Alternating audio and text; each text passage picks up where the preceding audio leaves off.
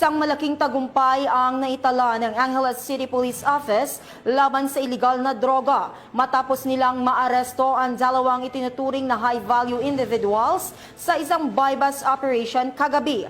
Patrolwoman Jilly Peña sa balita.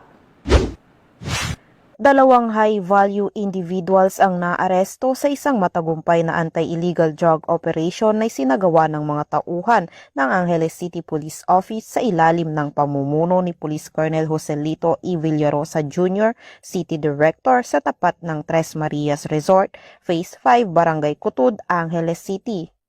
Kinilala ang mga suspect na sina alias Jaime, 18 taong gulang, residente ng Hadrian Tree Mountain View, Barangay Balibago, at alias Kiko, 29 na taong gulang, residente ng Pinpin Compound, Sitio Pader, Barangay Pulong Maragol, Angeles City.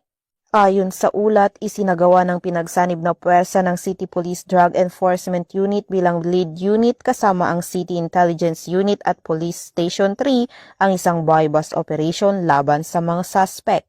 Nagresulta ang operasyon sa pagkakaaresto ng dalawa at pagkakakumpiska ng tinatayang 100 grams ng hinihinalang shabu na may standard drug price na aabot sa 680,000 pesos.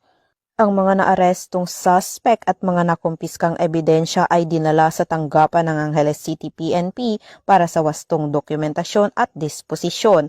Mahaharap sila sa kasong paglabag sa Sections 5 at 11 ng RA 9165 o ang Comprehensive Dangerous Drugs Act of 2002.